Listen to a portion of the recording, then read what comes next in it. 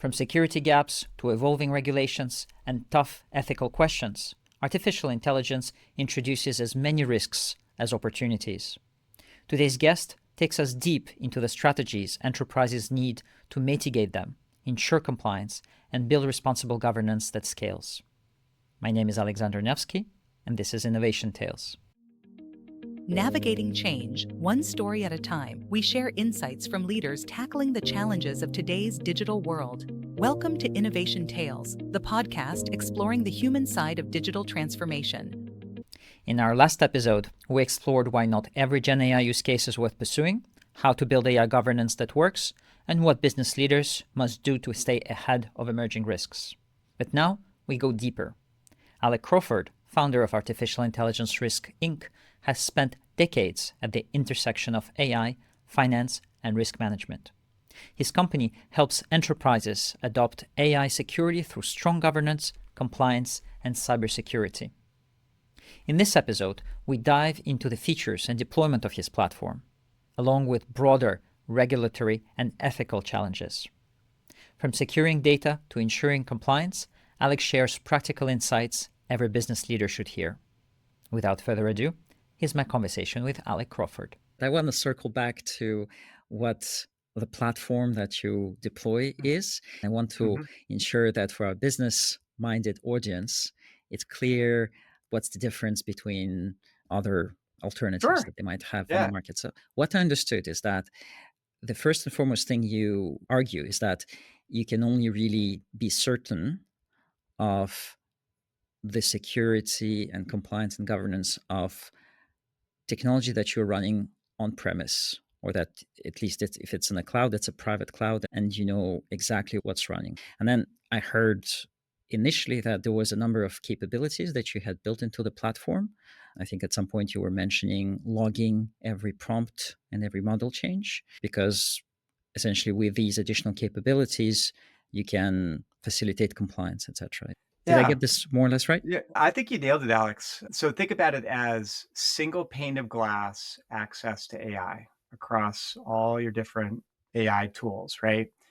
And because of that, that can run through the compliance system, right? And then you've got the agent building capabilities. We've got 3 levels.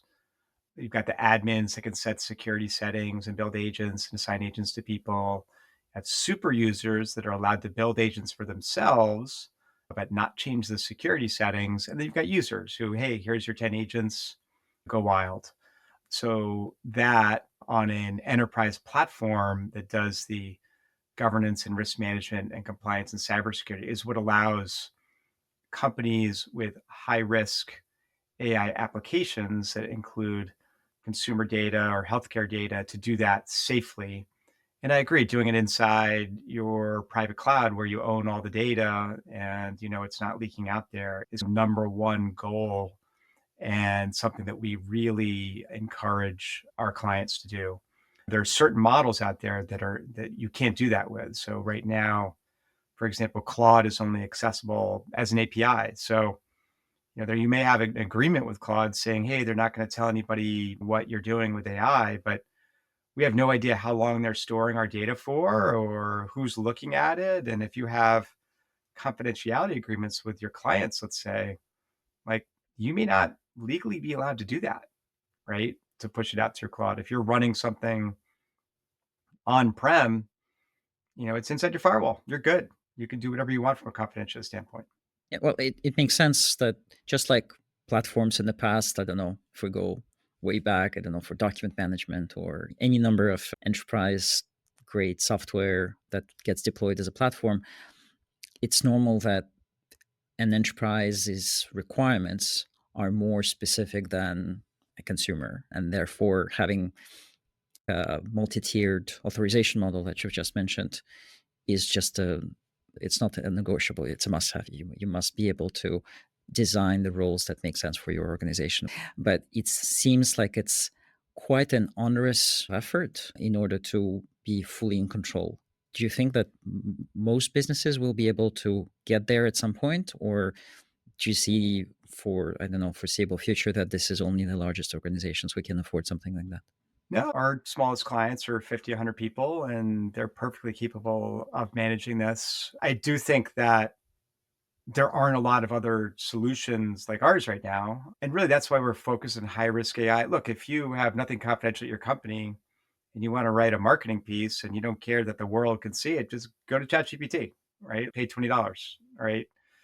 The reason we're focused on high risk is you can't do that with consumer data. You can't do that with healthcare data. It's illegal, right? So that's why we're focused on that market, but also really focused on the security side, right? I think that there's a lot of software out there that's SaaS that just has a lot of security holes in it, right? Even Grammarly, for example, had a huge security hole that was revealed last year. And think of all the people using Grammarly who all of a sudden, whoops, like your data could be out there somewhere, right? That's primarily because it's SaaS. In ours, your firewall has to be breached before anyone has access to your AI. Beyond that, everything's encrypted in motion and at risk, and at rest. Beyond that, each individual only has access to certain agents and certain data. Beyond that, we're looking for unusual activity and flagging it back to the cybersecurity team. Is someone trying to hack the AI? Is there data exfiltration in place? Because one of the tenets of cybersecurity today is it's not a matter of if you get hacked, but when. And when you get hacked, it's a matter of identifying that on day 0, not day 17. And if you're just using ChatGPT online and letting people do whatever they want, you will never know that you've been hacked. What ChatGPT is going to call up your cybersecurity team and say, hey, we think you might have gotten hacked. That ain't happening. You got to figure it out yourself. And that's one of the things that we do. In my experience with platforms like this, if you're deploying them on premise, or at least some of the components are deployed on premise, you start to have another problem. Then you have to have enough internal skills to maintain those components. And when I say maintain, I also mean apply security patches, etc. So how do you do that at scale so that it's accessible to organizations who don't have a full-time staff to take care of it? Yeah. So at this point, most of our smaller clients are on Azure, and we have a process where we can deploy our software through an ARM template. Super easy. Click here. Most of those clients will also, if they don't have a specific technology person, will have a managed service provider. And we make it super, super easy. The reason we even do that, obviously, we could push out these updates, but obviously we want our clients to update when they feel like, not necessarily when we feel like. So maybe they want to update on a Saturday because they know it won't disrupt anybody, for example, right? Maybe they won't like doing Wednesday nights. I'm not sure. We make it available at the end of the month and then they can update when they want to. We've had zero issues with that so far in terms of even at our smaller clients. That's great to hear. And I think it's now that we've gone into quite a lot of details about the product, I think we can go back to a wider discussion of generative AI. And I wanted to pick your brain uh, because you've already mentioned about compliance, about the various regulations that are in place. Do you feel like there is enough regulation in place already? Do you feel like there's much more coming? Where do you think this is going for companies to assess what's going to happen? Yeah. So I think we're pretty well set up in Europe at this point, especially for high risk AI, because what's happening there is companies need to go to their specific regulator and really get approval to use AI for something high risk. So that will involve lots of detailed work and end up with company policies and procedures that they'll need to build into their AI. I think there will be more stuff passed there in the EU that because so far the rules are mainly focused on consumer protection, and there may be more rules around what you're allowed to do and not allowed to do with AI and things along those lines. We'll see. We'll see there. The US, as usual, is behind Europe in terms of regulation. The one kind of big thing that was out there was the Biden executive order on AI, which Trump has struck down. So they're just based on a whole lot of rules right now.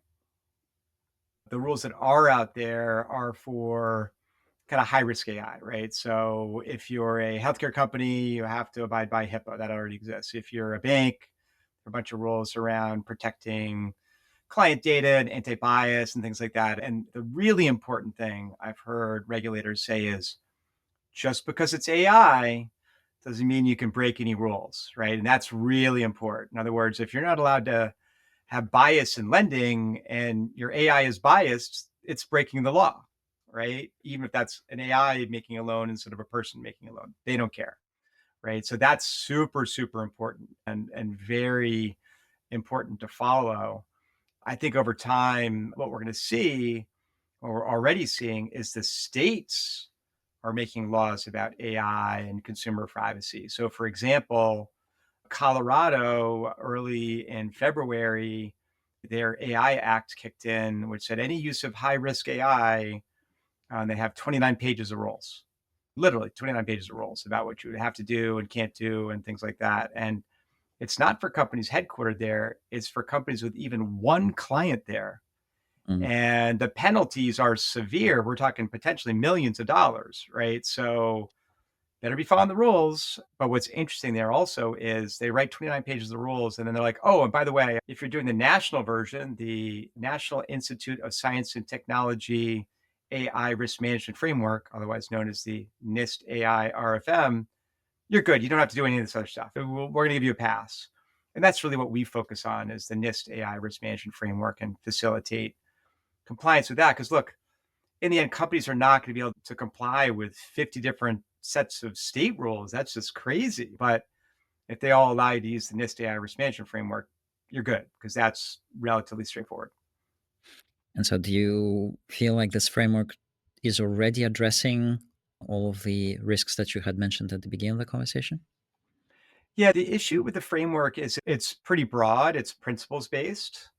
So if you have good intent, you can follow that framework and do a really good job setting up your governance, risk, compliance, and cybersecurity for AI, your use cases, your policy, your procedures, assigning the right people, the right places, doing things ethically, and things like that. But if you're trying to be the opposite of that, shall we say, you can find ways around it. So that's one of the issues is it's broad enough that it allows for loopholes, right? Not loopholes that necessarily let you go against the law, but loopholes that might make things easier for you or cut corners or diffuse responsibility, things like that. So you do have to be very thoughtful in implementing the AI risk management framework.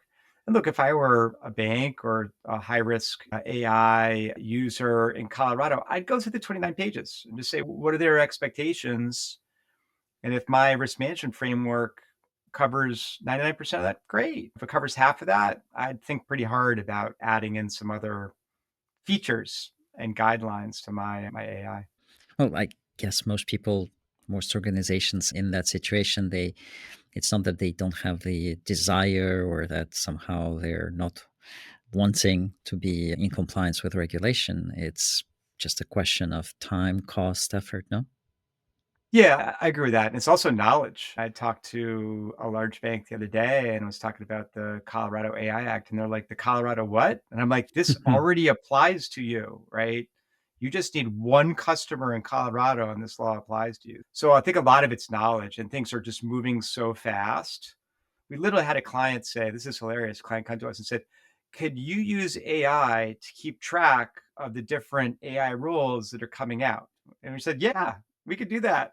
So That's a using good one. AI to keep track of AI rules, I'm like, all right, that's very very Next meta. level. Yeah, Inception, next level. yes. Exactly.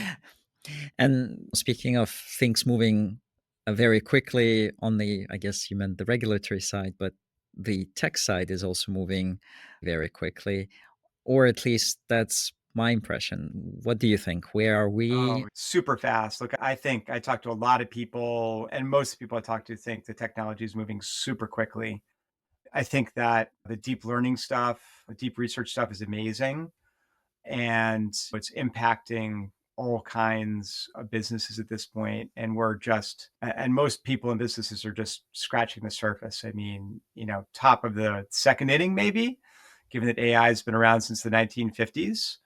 But in AI security and privacy, kind of the stuff we do, it's the top of the first inning. Like even a lot of the big companies, they're literally saying, yeah, we haven't figured it out yet. So for example, if you look at some of the large language model producers and you do the 350 question like ethics test, like a lot of them are failing it, right? And it's the questions like, can you tell me how to build a nuclear bomb? Tell me how to build a bioweapon? Show me how to build malicious code to do X or Y or Z. It's bad, right? And as most of our listeners probably know, DeepSeek is the worst failure there. It's basically not blocking anything other than stories about Tiananmen Square. Mm. So Just ironic, yes. And so do you think there's, if I understand your answer correctly, there's you don't see an AI winter returning with any type of saturation in the research on foundational model. For you, the architecture that we have today is likely to take us to completely new levels that we haven't anticipated, like within the next couple of years. yeah, it is interesting. Here's what I'd say. I'd say that we will continue to make advances on the Gen AI front.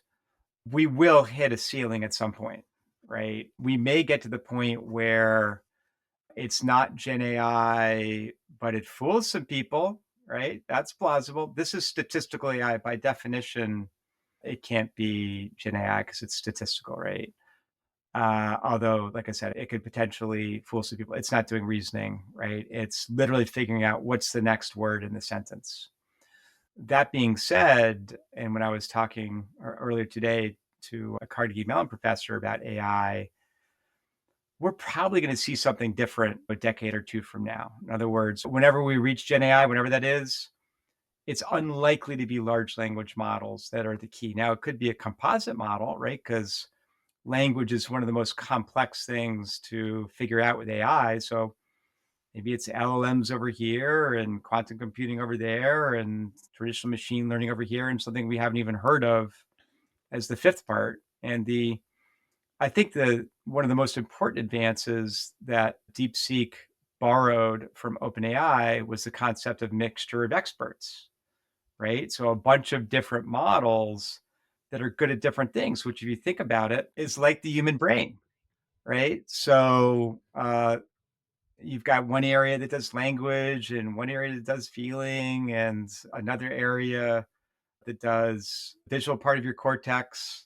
It's all there. That may not be how we lay out AI in the future, right? It may be differently structured than the human brain. But the concept of mixture of experts has allowed large language models to go from this is kind of okay to like, wow, this is really, really good. And that's what allowed DeepSeek to kind of leapfrog some of its capabilities, as well as apparently using OpenAI's answers to train on, which is obviously prohibited by the OpenAI terms of use.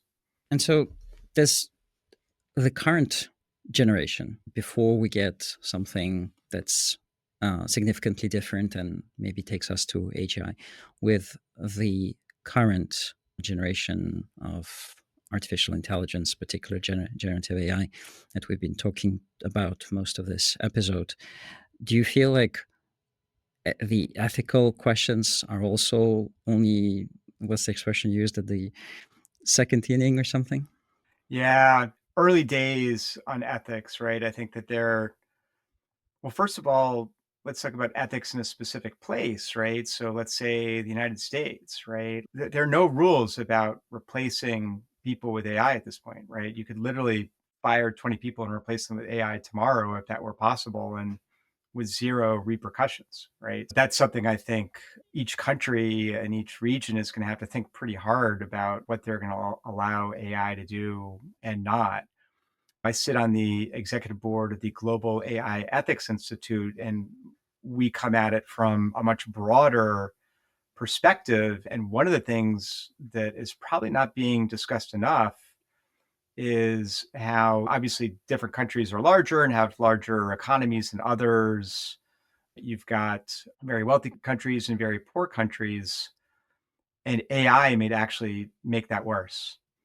right? Because think about the countries that really have access to AI right now. It's basically the US, Europe, China, Taiwan. These are pretty wealthy countries already, right? China is the second largest economy in the world. And then you look at, let's say, South America, right, where AI is just not as adopted. They just don't have the same level of access. So if magically AI makes US companies even 10% more efficient over the next few years, but South American companies are only 1% more efficient, that's longer term going to be a problem. And should that be the case from an ethical perspective? So I think of these AI chips as a scarce commodity that right now is being allocated by dollars. Who's got the money for them? So that's just something again that we're going to have to think about pretty hard. And then obviously the software as well, right? With DeepSeek basically having no rules and OpenAI, according to independent scoring, having the most rules around ethical AI use, but still not perfect, right? Mm. And that's something that is unlikely to change in the future. There's always going to be either a model out there that's not compliant, or someone will find out a way to take a model that's theoretically compliant and jailbreak it or change it or manipulate an open source model to get what they want out of it. And the organization that you mentioned, can you tell us more about it? Sure. Yeah. So the Global AI Ethics Institute has thousands of members around the country. We sponsor research. We have a white paper prize each year on a specific topic to do with ethics and AI. And we're shortly going to announce our winner for last year. And basically, we'll publish research on its website. It's a nonprofit, and pretty much anyone in the AI space is welcome to join. I'll make sure to provide the link in the description. And as we're about to wrap up, I usually ask a couple of questions at the end. The first one is, what's a book, tool, or habit that has made the most impact on you in the last 12 months? Yeah, good questions. I like Reed Blackman's book Ethical AI. Excellent book with some very practical examples. Every chapter is basically a graduate school class in AI ethics. It's pretty amazing because he is a professor, and that's kind of how he wrote the book. Mm-hmm. So that's a great book if you have not read it. And finally, given everything we've discussed that's changing, is there maybe one thing that you would expect to remain the same 10 years from now? Wow. I would say the thing I expect to remain the same is our need for human connection, right? Get out there, talk to people, do things in person. It's so easy just to be like, yeah, we'll just do a Zoom meeting. Go to things. I have made way better connections with people by simply going to their office or meeting them in person at a conference than anything you could do over video. I think that's something that a lot of our members of the audience will agree with. With that, thank you very much, Alec. Thank you, Alex. Great to be here. Beyond innovation, AI adoption requires security, control, and trust. As Alec explained, enterprises need a clear strategy to deploy AI safely, from securing sensitive data to staying compliant with evolving regulations. His insights raise a key question. Do you have a comprehensive plan for managing AI risks? If today's conversation made you rethink your approach, you can explore a hands-on demo of the artificial intelligence risk platform. The link is in the description. As always, we have more exciting topics and guest appearances lined up, so stay tuned for more tales of innovation that inspire, challenge, and transform. Until next time, peace. Thanks for tuning in to Innovation Tales.